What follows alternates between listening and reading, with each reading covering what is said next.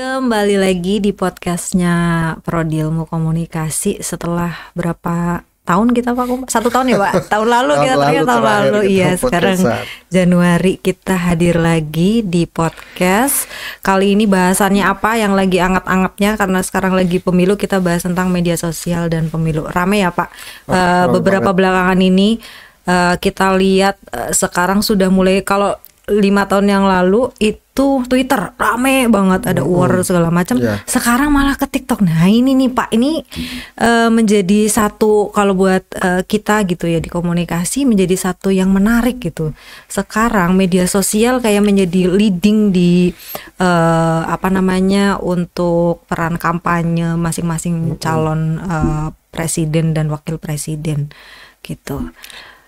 Menurut Pak Edi nih, ya sebetulnya kan kondisinya, ini mulai tahun 2019 ya. Iya betul. Mulai 2019 media sosial ini menjadi satu fenomena tersendiri dalam kampanye, pemanfaatan medsos untuk kampanye, dan bahkan kita agak traumatik ya, karena 2019 itu kita menghadapi kondisi yang ya orang sering mengatakan Indonesia tuh nyaris terbelah loh waktu itu, diametral kan. Memang dibelah kayak Pak. Memang sengaja dibelah Pak ini. Ya, dan itu kan faktor medsos luar biasa dalam mengompori perpecahan itu. Ada istilah kampret. Iya betul. Kadrun. Cepong, kadrun belakangan. Itu medsos itu rame kan, dan ada kekhawatiran itu kembali terulang, apalagi penggunaan medsos ini kan semakin masif ya. Betul. Eksponensial penggunaannya. Sekarang berapa sih pengguna medsos itu? 200-an juta loh. Lebih di Indonesia lebih. Di atas 200 juta, dan itu angka yang luar biasa. Makanya ini menarik untuk kita lihat dalam momen pemilu 2024 ini. Bahkan kayak penggunaan media sosial itu sekarang sudah menjadi salah satu hal yang mungkin nomor 1 begitu ya, untuk mereka mengkampanyekan gitu ya, atau mensosialisasikan program-program masing-masing calon presiden dan wakil presiden ini, bahkan untuk DPRD juga betul, sama. Betul. Coba kita lihat kampanye terbuka itu mulai tanggal 21 kemarin. Iya betul. Dan kita tidak melihat kampanye terbuka itu sedemikian meriah. Bahkan aku lihat beberapa paslon, meskipun ini momennya kampanye terbuka ya, mereka nggak aksi di lapangan ngumpulin orang begitu ya. Ya apalagi yang di antara teman-teman yang ngalami masa-masa Orde Baru, dulu namanya kampanye itu mesti aksi massa. Aduh itu serem banget dulu. Aduh zaman dulu serem banget. Konvoy, betul. Aksi massa ya, bertrek-trek massa itu datang ke satu tempat rame, orang berkampanye. Sekarang kan jarang. Walaupun kita lihat jadwalnya ada sih. Kan ada yang mau dipakai JIS, ada yang mau pakai GPK kan dari beberapa paslon, tapi kita lihat polanya mereka lebih menggunakan medsos. Nah, ada yang menarik nih kemarin ngobrol-ngobrol dengan wartawan ya. Kan ini isunya tentang bagaimana sih media mainstream. Dia mengaku yang saja obrol ini wartawan dari sebuah stasiun TV di Jakarta, dan dia cerita sekarang kalau mau jujur, medsos memang kuncinya, sehingga orang sekarang berpikir bagaimana membuat konten dan itu menjadi viral. Contohnya nih, ini sekarang jadi modus ya. Ada temu massa dari satu paslon, kemudian ada beberapa orang dari paslon lain datang, kemudian dia meneriakan calonnya, dan itu divideoin, kan? Jadi narasinya adalah paslon ini itu tetap populer meskipun yang hadir itu paslon yang lain, dan itu kemudian diviralkan. Itu udah jadi modus loh, jadi berita by design ya, itu sebetulnya ya. Ya resikonya mungkin dia dipukulin sama stasiun itu. Tapi inilah era medsos, yang penting itu konten tersebar luas, viral viral keywordnya. Tapi gini, ada juga yang ngomong akhirnya karena ini akhirnya menonjolkannya adalah konten ya, bukan visi misi. Sekarang siapa sih yang terfokuskan dengan narasi visi misi calon presiden wakil presiden begitu. Tapi lebih ke ayo viral.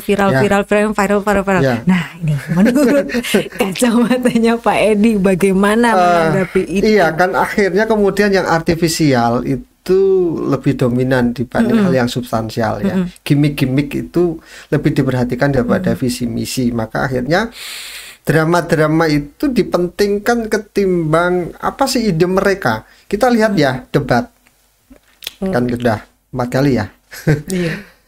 Coba kita lihat dari beberapa kali debat itu, apa yang dibincangkan orang, terutama pasca debat. Ya kan?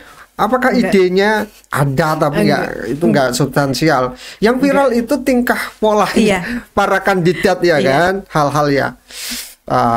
Gesturnya lah begitu kan, hal-hal yang sifatnya artifisial, drama tiba-tiba ada orang nangis nasional. Yang itu.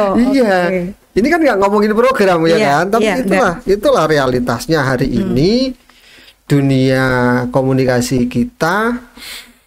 Politik itu akhirnya adalah panggung menciptakan drama-drama untuk menggiring, untuk mendorong elektoral ya. Khawatir nggak sih Pak, misal dengan kondisi yang kayak gitu, maksudnya generasi sekarang itu seakan-akan gitu ya, saya sih melihatnya begitu ya, seakan-akan nggak peduli dengan tadi substansi isi, tapi lebih ke tadi yang penting viral, kontennya harus yang A, B, C segala macam yang disukai. Nah ke depan tuh mau jadi apa ini gitu? Pertanyaan kan kayak gitu banyak sekali gitu tentu ini mengkhawatirkan ya, ketika kedalaman itu tidak dipentingkan. Sekarang orang lebih suka hal-hal yang cepat, instan begitu kan. Menarik, menghibur, iya kan? Ini kan generasi yang dibentuk oleh medsos. Karakter medsos kan itu kecepatan, hiburan, segala hal-hal yang serius, yang mendalam itu orang itu abe begitu. Ini mengkhawatirkan. Karena itu perlu edukasi sih, perlu edukasi. Artinya kita nggak bisa ya didikte oleh teknologi. Kan kita mengenal misalnya beberapa teorisi seperti McLuhan yang sangat populer di ilmu komunikasi ya, dengan teori technological determinism ya, bahwa pola pikir kita, mental kita itu didetermine, dibentuk oleh teknologi. Di situ seolah-olah kita ini pasrah, ya sudah gimana lagi, ini era medsos. Tapi kan juga ada teori kebalikannya, social construction ya. Teknologi itu mestinya tidak semata membentuk, tapi sebaliknya harus kita yang membentuk. Harus kita yang membentuk. Teknologi itu untuk apa? Nyatanya bom atom yang bisa merusak itu, nuklir itu bisa kok dikonstruk menjadi apa? Sarana untuk pengobatan, untuk kosmetik, ya kan? Jadi sama dengan media sosial ini sebagai sebuah teknologi, dia netral. Pada dasarnya ya dia netral. Bagaimana kita membentuk teknologi baru, teknologi informasi ini untuk hal-hal yang lebih positif? Mari kita konstruksi begitu ya. Kita nggak bisa mengabaikan, melawan kecenderungan tren ini, tetapi kita bisa mengarahkan. Nah, disinilah peran kita, saya kira para akademisi, para ilmuwan komunikasi untuk ya turut andil dalam literasi digital ya, mendidik netizen. Mari bersama-sama kita menjadi netizen yang cerdas begitu. Medsos oke kita pakai, tapi bagaimana kita juga bisa memperoleh hal-hal yang positif dari situ. Nah, balik lagi ke beberapa tahun lalu di pemilu 2019 kan suasananya tidak seperti ini begitu ya. Narasi yang dibangun oke, waktu itu ada seperti ada pembelahan dua kubu begitu ya. Tetapi masih mengusung narasi-narasi nanti visinya ini akan seperti ini bla bla bla begitu ya. Tapi sekarang saya tuh kayak hampir tidak ada tahu misalkan di medsosnya, di TikTok atau di X begitu ya. Sekarang kan lebih banyak menggunakan TikTok dan X dan Instagram juga, tidak membawakan narasi-narasi visi misi. Nah ini aja tahun 2024 begitu ya. Nah nanti gitu ya 5 tahun mendatang, 10 tahun mendatang gitu, dengan adanya mungkin perkembangan teknologi yang lebih lagi daripada ini begitu ya, artificial intelligence dan lain sebagainya gitu, narasinya akan sengawur apa gitu. Saya bilang sekarang kayak ngawur banget. Sekarang kan mungkin karena orang tujuannya adalah meraih simpati. Tujuannya itu akhirnya menggunakan berbagai macam cara biar simpatinya dibaca positif oleh pemilih begitu. Tetapi kan akhirnya ke depannya begitu ya, pembentukan narasi yang seperti ini sekarang itu tidak akan mendidik generasi-generasi pemilih pemula ini begitu ya untuk ikut memberikan ide-ide atau gagasan-gagasan yang luar biasa begitu. Jadi ya taunya mereka akhirnya bikin konten viral dah gitu loh. Iya, dan kita memang harus melakukan refleksi ya di sini, dan itu tanggung jawab semua pihak termasuk para politikus. Nah, itu. Para politikus ini kan aktor utamanya, dan sayangnya kan mereka kemudian justru hanyut mengikuti tren begitu. Betul. Kita lihat debat sekali lagi contoh ya. Kan kelihatan itu loh. Ketika mereka debat pun mereka berpikir tentang konten. Sangat curiga ya. Apa yang mereka lakukan itu pasti, juga bagian dari nanti ini bisa dijadikan bisa konten. Dipotong-potong begitu ya, dipotong-potong nanti buzzernya yang nge-stitch gitu. Jadi bagian dari orkestrasi menggunakan medsos begitu, dan ini kan memang mengkhawatirkan ya. Makanya saya justru salut nih beberapa LSM, lembaga pendidikan tinggi yang terus berikhtiar mencerdaskan pemilih. Ini yang seperti kita lakukan kemarin ya, jurusan komunikasi kita kerjasama dengan Tular Nalar, kita datang ke SMA, kemudian kita edukasi anak-anak SMA yang merupakan pemilih pemula ya untuk cerdas secara digital. Mereka melek secara digital karena inilah memang era kita, era digital yang kalau kita tidak diedukasi repot begitu kan. Misalnya kan sekarang yang kemarin lagi rame ya, berapa hari ini munculnya deepfake ya, suara dari seorang ketua umum partai dengan salah satu paslon, suaranya persis begitu. Ini yang dulu kita diskusikan tentang deepfake. Ini kan fenomena baru ini, bagaimana hoax itu bisa tampil dengan cara yang sangat canggih. Kebayang nggak sih orang awam melihat ini pasti akan meyakini. Itu yang mengkhawatirkan kan, kalau nggak diedukasi repot. Nah itu jadi ya whatever we be lah ya, nanti 5 tahun ke depan seperti apa. Tapi dengan cara-cara yang seperti sekarang ini yang dimulai saat ini, dan itu disebarluaskan bahkan oleh mereka-mereka yang harusnya bertanggung jawab nantinya ya Pak, bertanggung jawab terhadap kondisi Indonesia 5 tahun ke depan, bahkan 10 atau 15 tahun mendatang begitu ya. Nah sayangnya sekarang itu lomba-lombanya tuh malah justru, nah itu yang menjadi kekhawatiran kita bersama lah ya.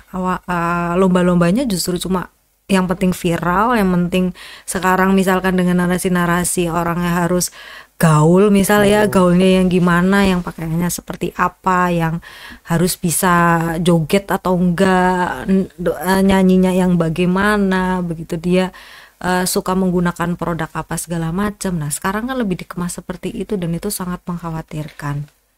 Dan tadi ngomongin deepfake ya, sekalian nih ngomongin deepfake, karena dari dulu kita sebenarnya pengen ngomongin artificial intelligence, salah satunya deepfake. Jadi memang ini menjadi kekhawatiran saya. Ada nulis artikel di tahun 2020 gitu ya. Di 2020 saya ngomongin tentang artificial intelligence, salah satunya adalah deepfake.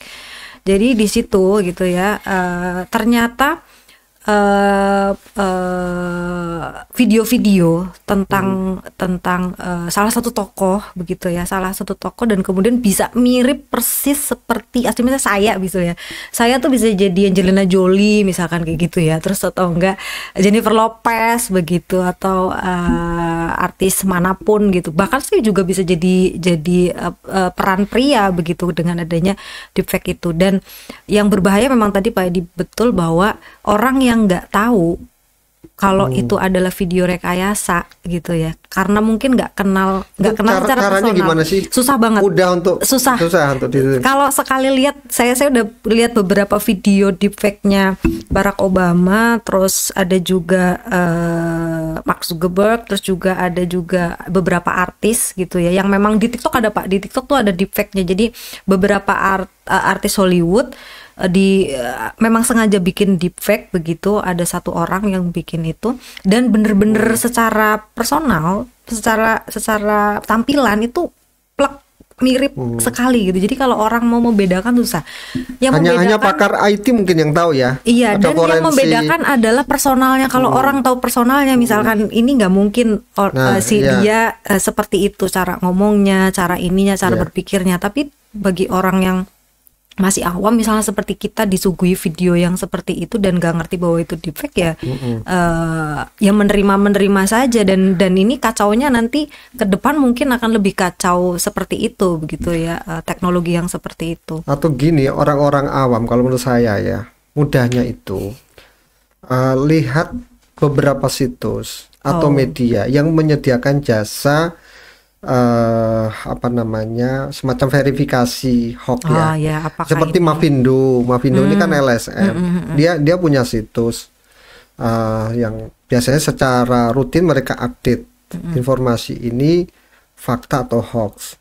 RRI juga ini bagus juga ya, media-media mainstream seperti RRI ini juga dia selalu update informasi ini hoax atau tidak. Jadi saran kita sih ya, untuk orang-orang ya, untuk kita kebanyakan yang nggak ngerti IT, kalau ada informasi yang kita terima, dan kalau menurutku sih kita memang harus skeptik ya, jangan percaya dulu untuk apapun. Saya seperti akhirnya seperti itu. Akhirnya sekarang saya seperti itu, skeptik aja. Memang, dan kita harus mengkonfirmasi. Kita lihat media mainstream muat nggak. Itu kan yang pertama jelas ya. Kalau media mainstream itu ya lebih aman lah, walaupun nggak menjamin 100% ya.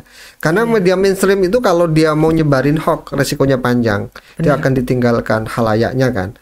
Minimal itu. Kedua, ya coba kita mau sedikit effort gitu ya untuk mengkonfirmasi untuk ngecek ke beberapa situs atau lembaga yang dia menyediakan jasa cek hoax. Bahkan Mavindo itu punya punya chatbot ya.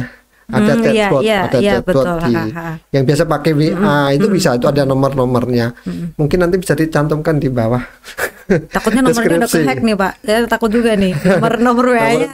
Jangan-jangan ntar nomor WA-nya udah kehack gitu. Kadang-kadang ternyata udah ganti nomor apa segala macam. Kan di situ juga ada menu untuk update ya, dan kita juga bisa berkontribusi loh. Kalau menurut kita ini hoax begitu, kita bisa laporkan.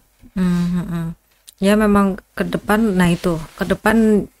ya ada positifnya sih ya, mungkin ada beberapa hal diuntungkan karena deepfake ya. Mungkin nanti udah nggak perlu, misalkan Angelina Jolie mungkin udah tua gitu ya, daripada pakai peran pengganti atau apa, mereka dia harus operasi botox atau apa, mendingan pakai deepfake aja gitu, bisa kelihatan lebih muda gitu. Kayaknya kemarin sih ada sih. Kalau untuk ada film gitu. Ya, untuk kepentingan film sih ya, dan membantu sih Pak. Ya kalau beberapa hal pasti terbantu akan adanya teknologi seperti itu. Tapi yang dikhawatirkan memang nanti ini informasi, berarti kita udah nggak bisa percaya lagi apa yang kita lihat dan apa yang kita dengar. Ya. Dulu kan kita video nih bener asli lah nih kalau udah video gitu. Nah kalau sekarang kita udah yang nggak bisa, ini video bener nggak nih, informasinya bener apa enggak nih? Amannya ya skeptik. Anggap saja semua yang di medsos itu nggak bisa dipercaya. Ya, yang kita bisa percaya yang sudah terverifikasi bahwa dia bukan hoax. Oke. Apalagi ya Pak, mau bincang apa lagi nih? Ya mungkin inilah, kita nggak usah lama-lama juga kan. Nggak usah. Kalau saya sih pesan gini ya, ini pesan yang normatif tapi selalu saya ulang-ulang, bahwa pemilu ini kan hajat kita bersama. Kita berkepentingan karena ini salah satu mekanisme dalam demokrasi untuk memilih pemimpin yang terbaik. Saya pribadi saya tidak sepakat dengan golput, karena golput itu tidak memberikan solusi, karena kita ikut tanggung jawab juga loh. Kalau golput, nanti pemilih yang terpilih bukan pilihan kita. Kita tanggung jawab, kita golput kok gitu. Kalau saya pribadi saya cenderung untuk tidak menyarankan jangan golput. Nah, lalu apa yang bisa kita lakukan ya dalam momen pemilu itu? Kita sebagai pemilih tentu jadilah pemilih yang cerdas. Kalau kan kita semua netizen, informasi sekarang itu disebarluaskan melalui dunia maya kan, eranya medsos. Jadilah pengguna medsos yang cerdas, yang kritis. Yang kritis mulai dari mana yang substansi, mana yang artifisial, mana yang benar, mana yang tipuan, yang hoax atau fake, yang palsu. Kita harus mulai berpikir itu tidak semua yang ada di medsos itu benar. Dan tadi kita sepakat ya lebih baik skeptik. Setelah kita verifikasi kita tahu oke, itu yang benar. Nah, tapi tanggung jawab ini juga melekat pada pemerintah. Betul. Pada pemerintah untuk juga membuat atau menegakkan regulasi. Ada regulasinya, ada undang-undang ITE, dan kemarin ini menarik juga nih, AI itu dari Kominfo itu membuat etika AI. Etika kecerdasan buatan ya, sebagai sebuah upaya ya, termasuk nanti minggu depan itu kita juga akan berkolaborasi dengan beberapa perguruan tinggi yang lain. Dengan Kominfo kita mengadakan semacam seminar tentang etika dan kecerdasan buatan di Jakarta. Jadi itu tanggung jawab pemerintah, termasuk para aktor politik ya. Ini pemilu ini jangan cuma dimaknai aspek elektoralnya, yang penting menang. Ini tidak mendidik, ada tanggung jawab sosialnya begitu ya. Jangan hanya menang tetapi juga mendidik, mencerdaskan. Betul. Karena ini demokrasi ini kan mensyaratkan ya kecerdasan para pemilih, bukan cuma hitung-hitungan angka-angka siapa memperoleh berapa, dapat kursi enggak gitu, tapi kita ingin pemilih ini pemilih yang cerdas. Pemilih yang cerdas itu memperhitungkan betul siapa yang akan dipilih. Bukan memilih orang yang memberikan uang, tetapi betul-betul ngerti ini loh calon saya. Dan itu kita bisa membayangkan, mungkin kita bisa di beberapa negara maju yang akhirnya demokrasi itu memilih mereka yang the best, yang terbaik begitu ya, bukan yang sempurna, tetapi setidaknya ini prosedur yang paling masuk akal untuk kondisi saat ini begitu ya. Ya pasti banyak celah dan itu semua kembali kepada kita sebagai pemilih. Itu sih saran-saran normatif yang bisa kita berikan mungkin untuk ya kita semua. Oke, terima kasih Pak Edi. Kita nanti lanjut lagi berbincang-bincang tentang beberapa tema yang mungkin menarik ya. Terutama nanti nih kita lagi OBE loh. Kita lagi OBE, mungkin nanti kita bisa buatkan satu khusus terkait kurikulum OBE. Nah ini mungkin prodi komunikasi nanti akan menjadi prodi yang pertama ya di FISIP yang akan menerapkan kurikulum OBE. Nah makanan apa itu? Nah nanti ya akan ada ahlinya nanti ada sendiri gitu. Nanti ahlinya ada sendiri. Baik, terima kasih teman-teman. Jangan lupa untuk subscribe begitu ya, walaupun kita jarang ngonten, tapi kita sudah niatkan untuk setidaknya ya kita mahasiswa komunikasi FISIP harus tuh Bu. Oh iya betul ya, mahasiswa komunikasi silakan subscribe ya. Ditonton terus, insya Allah akan bermanfaat buat kalian. Terima kasih, sampai jumpa lagi.